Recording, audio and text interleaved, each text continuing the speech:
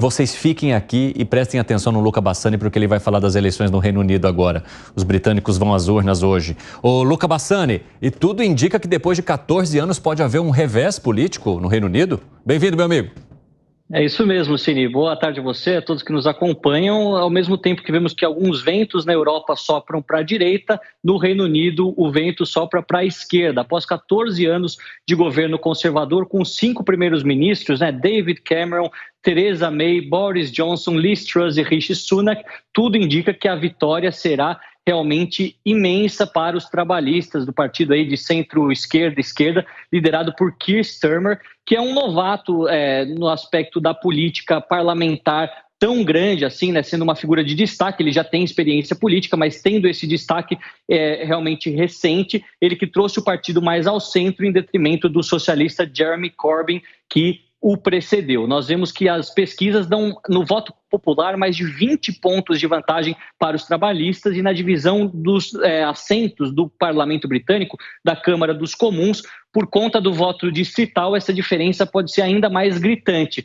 Alguns falam que dos 650 assentos, mais de 400 podem ficar com os trabalhistas, enquanto que menos de 100 ficariam na mão dos conservadores, o que seria um dos piores resultados em quase 200 anos da história do Partido Conservador, que foi tão importante para o Reino Unido, com Winston Churchill, com Margaret Thatcher e tantos outros líderes. Nós vemos que os britânicos estão muito preocupados com as questões não resolvidas, que foram prometidas pelos líderes conservadores sem conseguir ser endereçadas. A exemplo da crise do custo de vida, o próprio Brexit com impactos desastrosos para os britânicos. Temos também a pandemia, que não foi bem manejada por Boris Johnson, com as festas acontecendo, além, é claro, da questão migratória, que sempre é uma polêmica dentro da Europa, e muitas promessas foram feitas e poucas, de fato, cumpridas. Então, o povo britânico não necessariamente está muito entusiasmado com Keir Starmer, mas busca mudança, e o trabalhismo, um partido bastante tradicional, tem oferecido essa mudança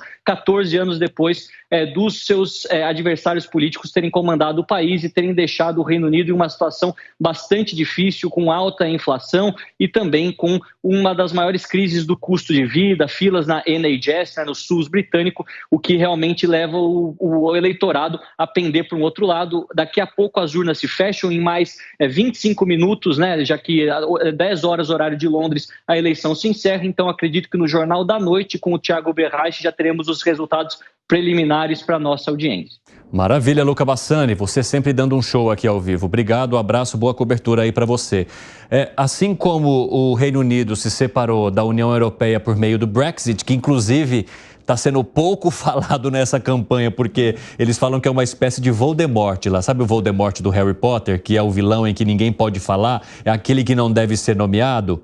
Lá eles falam que o Brexit representa essa figura de tamanho trauma que isso provocou lá no país. Assim como ele se isola ou se isolou por meio do Brexit, ele se isola também do movimento que outros países da Europa têm vivido politicamente, Aí o Voldemort aí do Harry Potter, quem não assistiu ou quem não leu vai entender então qual é essa figura.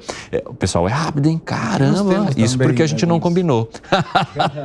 E aí, Fábio Piperno, por que você entende que esse movimento ele se separa também do restante da União Europeia, que em boa parte dos países tem buscado solução na direita, ao mesmo tempo em que o Reino Unido fala, opa, a gente cansou disso aqui, a gente quer o lado oposto?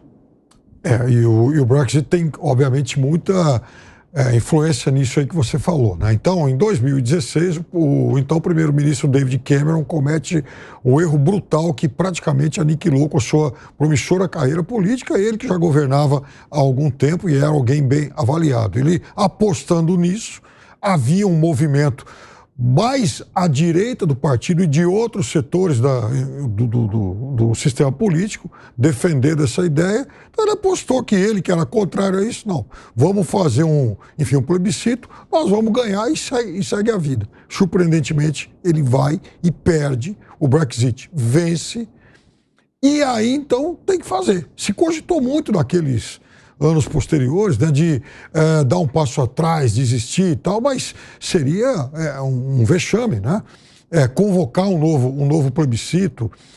E era um momento de muita tensão, porque inclusive a Escócia, algum tempo antes, já tinha feito também um outro plebiscito propondo a secessão da Escócia, do resto lá do Reino Unido, perdeu por um pouquinho, mas o fato é que ele deu esse tiro no pé. A posição trabalhista demorou para se organizar.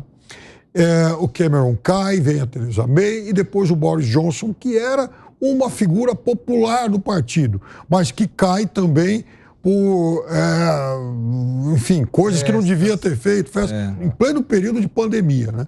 E o Boris Johnson era a última figura popular do Partido Conservador. Agora, ao que tudo indica, vai ocorrer uma vitória avassaladora dos trabalhistas, um resultado que, de alguma forma, pode, inclusive, ter algum impacto na eleição francesa, do outro lado do Canal da Mancha. O que você acha, Segré? Eu não sei se vai ter impacto, porque francês é francês, o Reino Unido é uma cultura um pouco diferente, mas olha a importância.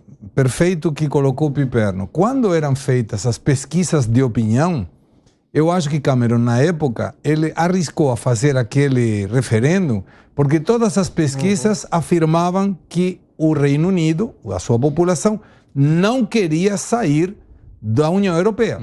E o resultado foi o contrário. Ninguém conseguiu explicar por que a diferença entre o que mostravam as pesquisas com o que efetivamente aconteceu. E daí para frente, tudo se complicou politicamente.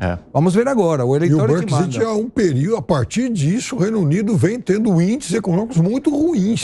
O prejuízo para toda a sociedade foi imenso. Tanto que eles fizeram uma nova pesquisa, né? E essa pesquisa mostrou que 60% da população aprovavam a reintrodução, a volta à União Europeia, ao mesmo tempo em que 38% discordavam dessa possibilidade. E aí eles avaliam que 60% ainda seja um número baixo para fazer um movimento que seria tão brusco da mesma maneira quando eles fizeram o Brexit, que foi deixar a União Europeia. Langani. Pois é, à época, o problema é que a União Europeia vai muito além de um bloco econômico e um bloco comercial. Se fosse apenas uma questão econômica comercial, provavelmente a população da Inglaterra votaria pela permanência do bloco, porque isso traz ganhos econômicos para a população. O problema é que a União Europeia se torna tão grande que começa a legislar em outras questões, né? Questões fiscais, questões imigratórias, questões de meio ambiente, e a população lá, ela não se vê representada. De repente vem lá uma ordem de um burocrata de Bruxelas, de cima para baixo, que você nem sabe quem é,